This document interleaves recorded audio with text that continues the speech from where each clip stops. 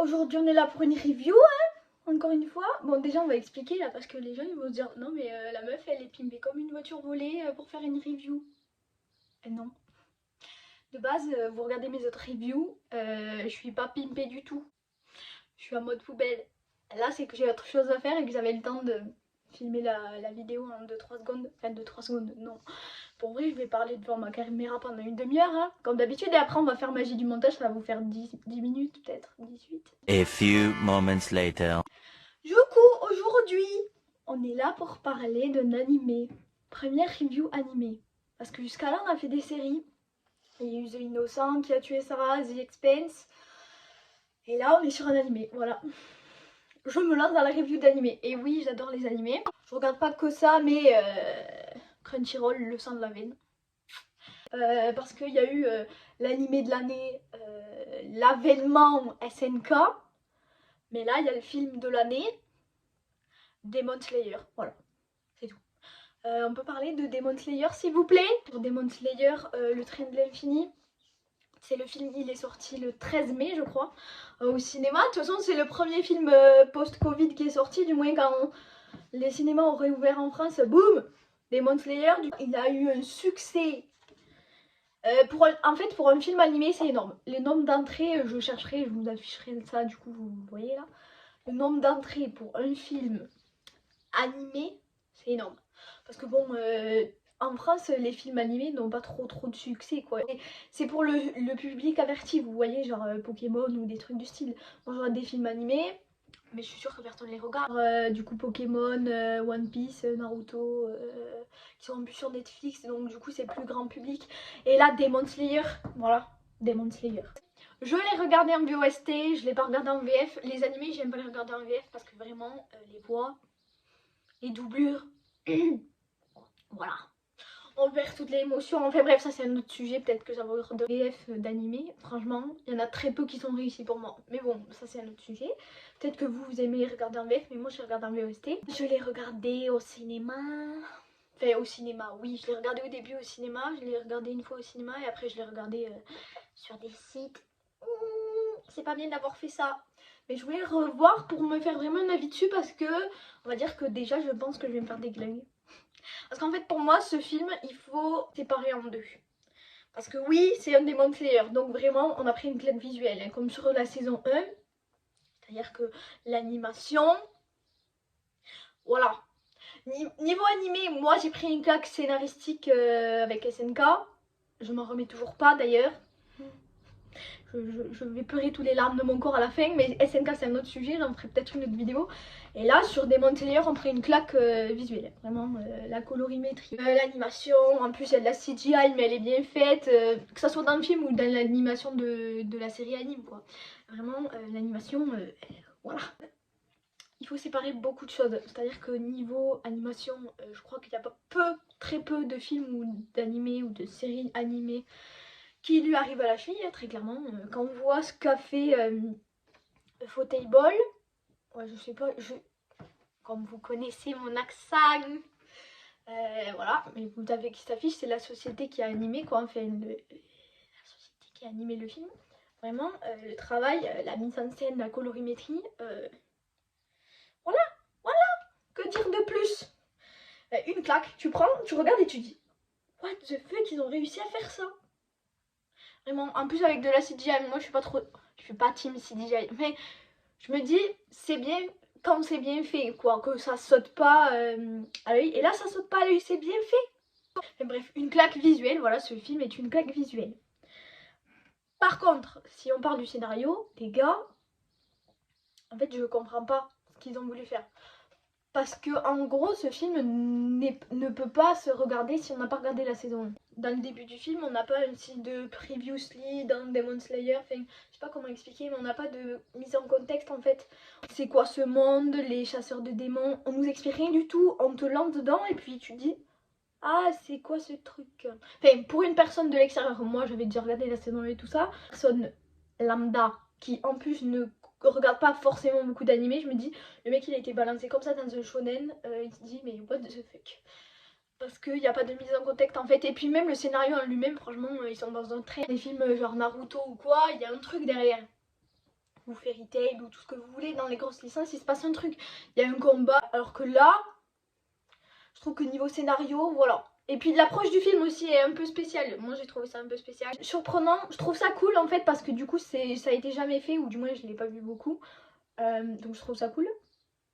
Mais je me dis, comment les gens qui ne regardent pas les animés ont pu regarder ce film? Parce que du coup ça a fait beaucoup d'entrées comme je vous l'ai dit avant.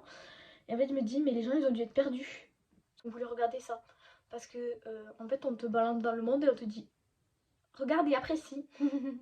Mais il n'y a rien quoi, on connaît pas les personnages. En fait c'est ce qui explique la différence, parce que moi du coup j'ai regardé les critiques. Tous les spectateurs en soi trouvent ça cool et tout, les critiques des spectateurs c'est bien. Mais la critique de la presse et tout, mec il s'est fait déglinguer le film par les presses et tout. C'est normal, parce que tu vas me dire que les gens du Figaro ou des autres journaux qui font des critiques, ben ils regardent pas les animés en entier. Quoique Demon Slayer en soi, c'est pas beaucoup d'épisodes, donc ça peut se regarder. Mais ils n'ont pas regardé l'anime en entier, ils connaissent pas vraiment le monde, et puis on leur dit allez voir ce film, faites une critique sur le film. D'accord, ok. L'approche est un peu bizarre, surtout en France, parce que je me dis au Japon, événement de l'année, tout le monde a dû regarder, donc personne n'est balancé dans la fosse au lion, vous voyez. Au Japon ça marche, en fait cette démarche marche. Mon dieu, je sais pas parler. Mais vous avez compris, en fait la démarche fonctionne en fait. Le fait de ne pas contextualiser l'œuvre et expliquer un peu, ça marche. Mais en France ou dans d'autres pays, parce que je me dis dans d'autres pays européens qui n'a pas une culture d'animé comme dans les pays asiatiques, mais donc ça marche beaucoup. Mais en France, on n'a pas la culture de l'animé, donc en soi, il y a beaucoup de personnes lambda qui ne regardent pas d'animé. Donc du coup, je me dis, c'est un peu ça le point négatif mais positif à la fois. Et un autre point que moi, je me pose en ayant regardé cet animé, un film. On peut considérer ça comme un film ou comme une saison un peu, vous voyez. Une saison condensée à 1h50 parce que le film fait 1h50. En fait, on regarde la fin de la saison 1 et le film c'est directement la suite de la saison quoi. Genre en gros, la fin de la saison 1, ils sont dans un train, le film arrive, ils sont dans un train. Voilà, vous voyez le truc. En général, quand on regarde des films animés, que ce soit Naruto, Pokémon ou là, qu'est-ce que j'ai regardé il y a pas longtemps, les Trinity Seven, que j'ai regardé le film Trinity, les films parce qu'il y a 2 films et une saison, les Trinity Seven qui est sur Crunchyroll, si je me trompe pas, oui j'ai regardé sur Crunchyroll. Il y a la saison 1 et en fait les films sont concentrés sur un méchant qui arrive, vous voyez. On peut pas dire que c'est une saison entière, ils auraient pas pu faire une saison entière sur ce qui est passé dans les films. Et puis c'est limite une histoire totalement différente. Et par contre dans ces films-là, dans ce film-là que j'ai regardé il y a pas longtemps, les films des Trinity Seven, avant il y avait un preview aussi, vous voyez. Genre qui expliquait dans le monde où on était, ce qui se passait. Ce que j'attendais de Demon Slayer un peu, vous voyez. Alors que ça s'est pas du tout passé comme ça. Donc en fait, ce film est pas problématique pour moi puisque je connais, j'ai un peu de culture animée, même si je suis pas science infuse, je regarde pas tous les animés. Mais on va dire que c'est surprenant en fait. L'approche scénaristique est très surprenante puisque en gros la saison 1 et le film c'est la suite. C'est comme si c'était une saison 2 en condensé. Vraiment. Ah aussi il y a une espèce de paradoxe parce qu'en fait quand on regarde le film de 1h50 je me dis, quand on le regarde vraiment, objectivement, c'est pour ça que je l'ai regardé 2 fois, je me dis les gars ils ont essayé de faire un peu de comblage. Dans un film en général il y a beaucoup d'action, il passe plein de trucs, il y a des enjeux et tout ça, alors que là déjà on n'est pas sur ça. Enfin je trouve moi qu'on n'est pas sur ça.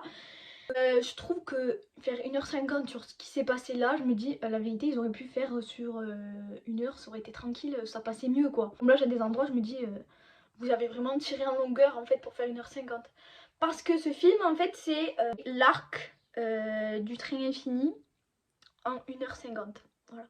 Sachant que des arcs de série en général, c'est pour ça ce que je dis, en général les films ne sont pas des arcs de série en entier, c'est juste un moment clé ou très intéressant qui est mis en film. Là c'est un arc en entier qui est mis sur 1h50 et qui en plus pour moi des fois il y a des trucs, je me dis mais what the fuck, pourquoi vous avez fait ça? Enfin what the fuck non, mais il y a des choix qu'ils ont fait, je me dis des fois il est un peu lent quoi. Pour moi ce film en fait c'est 2 poids 2 mesures. C'est 2 poids 2 mesures, je trouve cool mais sans trop cool, vous voyez. Enfin, je vais me faire démonter dans les commentaires. Mais en fait je le trouve cool mais je pense qu'il faut séparer l'animation et le ce qu'amène le shonen en soi, donc ce qu'amène Demon Slayer dans le monde de l'animé, et l'animé genre le scénario et tout ça.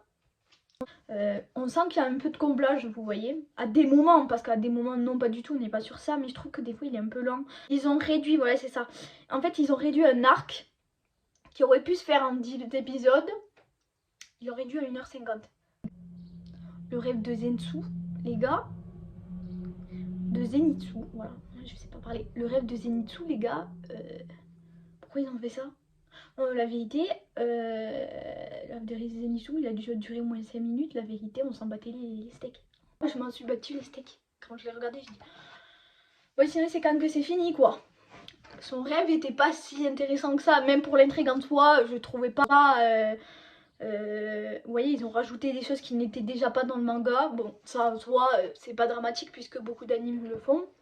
Que ce soit un anime série ou un anime film, il y a beaucoup de rajouts. Mais je trouvais pas que celui-là, par exemple, était hyper pertinent. Vous voyez, Rêve de Tonero, de base dans le manga, et il n'est pas du tout comme ça, ils ont beaucoup étoffé. Mais je trouvais ça plus pertinent, vous voyez. En fait, ils ont fait des choix, ils ont étoffé à des endroits que je me dis, les gars, pourquoi vous avez fait ça? Alors que d'autres endroits, ils auraient pu plus étoffer que ça. En fait, ils ont fait des choix que moi, j'aurais pas fait. Bon, après, moi, je suis pas meuf qui fait des animes. En fait, la direction qu'ils ont pris, une volonté, parce que moi j'ai pas vu beaucoup de films animés qui ont fait ça, comme je disais, c'est film, en fait c'est la suite de la saison 1, mais la suite directe quoi, la suite directe de la saison 1. C'est surprenant de voir ça dans un film anime, parce qu'en général c'est pas du tout ça qui se passe, alors que là c'est la suite de l'intrigue. Du coup je me pose des questions sur comment va être la saison 2. Est-ce que du coup ils vont nous refaire un remake du film en fait, sur la saison 2, ou est-ce qu'ils vont continuer après le film? Enfin, l'histoire va continuer juste après le film. C'est ce que je me pose comme question. Parce que du coup, je me dis, c'est bizarre comme structure. Moi, ça me surprend un peu, du moins. C'est cool parce que ça surprend, on n'est pas habitué à ça. Et je me dis, en fait, ce film, il n'est pas pour les personnes lambda qui ne connaissent rien aux animés. Parce que déjà, la structure est hyper surprenante et pas représentative de l'univers animé en soi, parce que c'est limite une anomalie ce film et Demon Slayer en soi. Du coup, si on regarde la structure de Demon Slayer, je me dis on est face à une anomalie parce que c'est parce que jamais comme ça dans l'univers animé. On n'est pas face à quelque chose qu'on connaît. Peut-être qu'après Demon Slayer, du coup, il y en a plein de franchises qui vont faire ça. Faire leur film en continuité de leur saison. Même si je pense que, à mon avis, ça va pas faire ça sur les grosses licences parce que ils font toujours les films à côté, quoi. Enfin, à côté de l'intrigue principale, alors que là, en fait, c'est la continuité de l'intrigue principale. Même si je trouve, du coup, aussi, en même temps, que ce film n'a pas vraiment d'intrigue. Genre, à la fin, le méchant, la vérité, il arrive, boum, le cheveu sur la soupe, les gars. Il n'est pas introduit tout le long, il arrive à la fin. Même le combat en soi, je l'ai pas trouvé hyper impressionnant. C'est pas le meilleur combat de l'année. Pour moi, les meilleurs combats de l'année, c'est Jakusen, bref, vous l'avez là qui s'affiche. Pour moi, c'est les meilleurs combats pour l'instant, enfin du moins de l'année. Je trouve que les combats sont beaucoup mieux dans cet animé-là que sur Demon Slayer. Et puis je me dis, Demon Slayer en toi, les gars, c'est un shonen. Ça révolutionne pas les shonen. Genre, on n'a pas une approche différente du shonen. C'est juste que y a une approche très émotion en fait de l'histoire. Les gars, quand on regarde Demon Slayer, la vérité, les larmes, hein, prenez les mouchoirs, ça soit sur le film ou la série, du coup, parce que si vous voulez regarder ce film, regardez la série avant, sinon, à mon avis, vous allez rien piger. Vous allez vous dire, mais dans quoi je me suis embarquée? La vérité, prenez une boîte de mouchoirs. Parce que Demon Slayer joue sur ça, en fait. Demon Slayer, c'est la corde sensible et il te la touche, il te la gratte tout le long, et puis toi, tu pleures et tu dis, ils ont vraiment fait mourir telle personne, pourquoi? Enfin, il n'y a pas beaucoup de shonen qui arrivent à me faire ça. Même que j'ai réussi à pleurer ou que ça m'a fait un petit truc, la vérité. Fairy Tail, ah ouais, non, Fairy Tail, c'est notre niveau pour moi, c'est là. Il y en a beaucoup qui vont dire, oui, mais Fairy Tail, nanana. Bref, Fairy Tail me fait pleurer. Ils arrivent avec les valeurs qu'ils défendent, et là, Demon Slayer, c'est la même chose. C'est-à-dire que vraiment, ils te touchent la corde sensible là, et boum, direct, un oignon dans la figure, un oignon, et tu pleures. Vraiment, Demon Slayer, c'est ça, hein, parce que niveau shonen, c'est un shonen, quoi. Il n'y a rien de transcendant. Enfin, moi, je trouve pas ça transcendant. L'histoire en soi, chasse des démons, la vérité, c'est pas transcendant non plus. C'est pas un anime révolutionnaire genre SNK. Le scénario d'SNK, les gars, voilà, ça va mériter une vidéo, ça, je sens, parce que même moi, je comprends pas vraiment la claque qu'on s'est pris par SNK, les gars. Le scénario de SNK, voilà. Et Demon Slayer, vraiment, c'est le côté corde sensible, vraiment, les émotions. Non, vraiment Demon. Je vais pas vous faire un résumé du film parce qu'en fait je trouve que ce film, à part qu'ils sont dans un train et que le boss final, attention spoiler, c'est le train. Voilà, du coup, point positif du film, la claque visuelle les gars, parce que la claque visuelle j'étais pas prête pour ça. Déjà l'anime il était là, mais le film il est là-haut quoi. L'animation du film est énorme. Les émotions, l'oignon dans la figure les gars, l'oignon dans la figure. Rengoku, je t'aime. T'es le sang mollet droit. Dans l'artère fémorale. T'es le sang de l'artère fémorale. Vraiment, ceux qui verront l'anime comprendront pourquoi je réagis comme ça. Mais la vérité, les émotions dans ce shonen, c'est énorme. Point négatif. En fait, je sais pas ce film, si c'est un film ou si c'est une série condensée à 1h50. Bon, l'approche intéressante, mais je me dis, est-ce que vraiment ils ont fait le bon choix? Parce que je me pose la question sur du coup comment va se passer la saison 2, c'est ça en fait. Comment va se passer la saison 2? J'ai hâte de voir parce que du coup ça me pose beaucoup de... Voilà, je me dis mais comment ils vont faire? C'est une série en 1h50, une saison. C'est une saison en 1h50, condensée à 1h50, au lieu de faire 10 épisodes sur un arc. Ce que je trouve regrettable un tout petit peu du coup, c'est qu'il n'y ait pas de previously dans Demon Slayer parce que je me dis du coup pour les gens lambda, la vérité vous n'avez rien compris. Ou vous n'avez pas compris la subtilité du truc parce que vous connaissiez pas les personnages et puis même je pense que vous n'avez pas pu vous identifier ou bien comprendre les subtilités du monde dans lequel on est quand on est dans Demon Slayer. Je trouve pas ça très pertinent en fait. Je me dis ça marche au Japon. En fait cette démarche marche au Japon parce que tout le monde a regardé cette série. Mais dans les autres pays pour un truc genre mondial, un phénomène mondial, parce que Demon Slayer est un phénomène mondial, je me dis l'approche est peut-être pas la meilleure quoi. Ils auraient au moins pu faire un previously, parce que du coup ils ont fait du comblage, mais je me dis à enlever 2-3 scènes, ils auraient pu faire 5 minutes avant pour expliquer un peu dans quel monde on était, quels étaient les enjeux de ce monde là, quel est le but un peu, parce que vraiment ce film n'a pas de but. Pour moi c'est ça en fait, le point noir c'est le scénario en soi, puisqu'il est pas... il se passe rien. Enfin, il se passe rien. C'est relatif ce que je dis, mais il n'y a pas vraiment d'action. On n'est pas sur Dragon's Cry de Fairy Tail, vous voyez. Déjà, Fairy Tail, les gars, ils nous mettaient tout le temps des quêtes, voilà. Il y a une quête, surtout dans les shonen, on attend à avoir une quête, un but précis et tout. Alors que là, vraiment, la vérité, on n'a pas tellement de but. Mais à part ça... En fait, je suis plus surprise qu'autre chose. Vraiment, ce film m'a surpris sur sa démarche. Sa démarche du scénario m'a surprise. Ancré dans l'œuvre, voilà, c'est ça. En général, c'est pas du tout ancré dans l'œuvre, alors que là, ça va l'être. Et du coup, je me pose des questions sur la saison 2, à voir comment ça va se passer.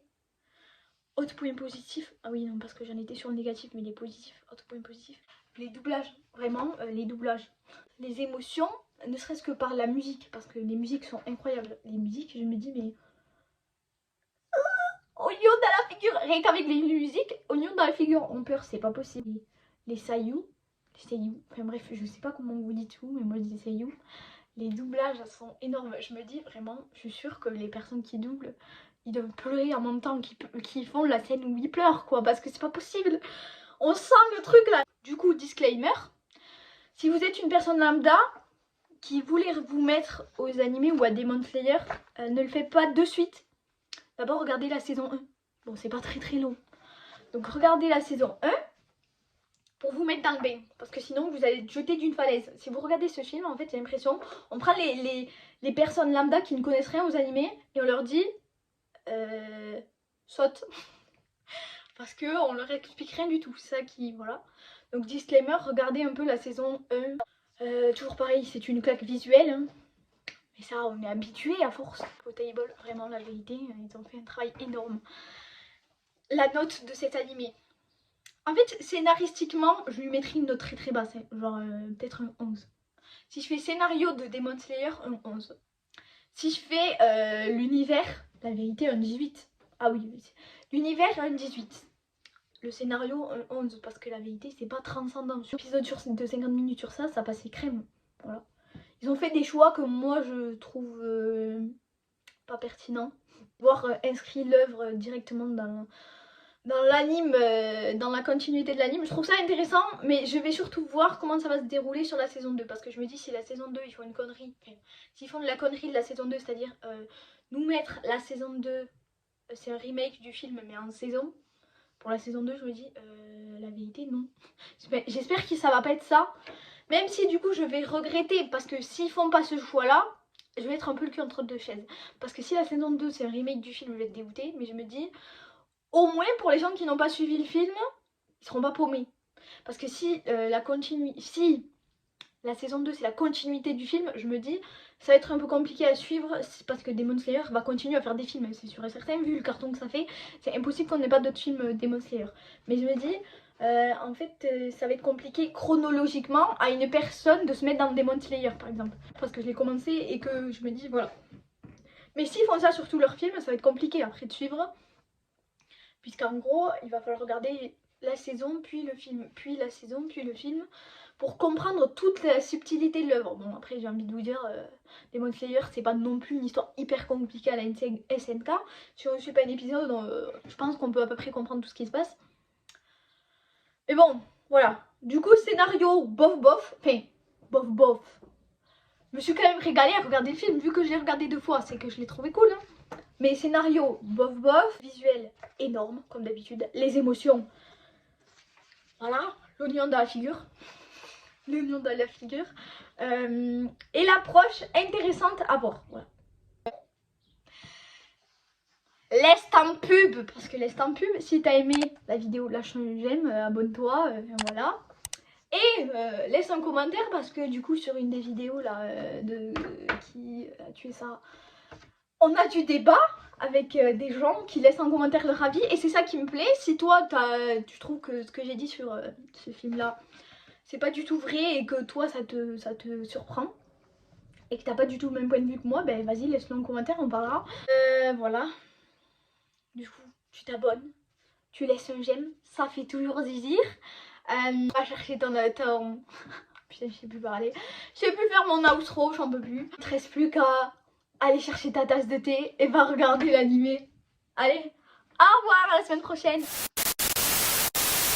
Bon, vas-y, note à moi-même, il va falloir que je commence à investir dans un trépied. Les gens, ils vont me prendre pour une fada. La meuf, elle est en rouge à lèvres rouge, maquillée comme une voiture au lait. Mais c'est pas ma faute. Première sortie post-Covid, du coup, voilà. Faut bien que... Voilà. Moi, je me fatigue à moi-même. Putain, ça fait mal. Pourquoi je fais des majos? J'ai mal. Heureusement, le cadrage, il est un peu haut. Du coup, ça ne verra pas. C'est un sport à risquer quand même, les majorettes, hein, je vous le dis. Sport à risque. J'ai des bleus partout. Bref, on s'en fout. Océane, on s'en fout de ta vie. Vraiment, tu racontes que ta vie. C'est saoulant. Les gens, après, voilà. Yalla, yalla. Vraiment, en ce moment, mes cheveux, c'est n'importe quoi. Vraiment, Océane. Par contre, il va vraiment falloir que j'investisse dans un truc parce qu'ils tiennent sur une boîte de pansement. Vraiment, t'es une honte pour les youtubeurs, Océane. Vraiment une honte. Youtubeur, MDR, Océane youtubeur. Même moi, ça me fait rire aux larmes.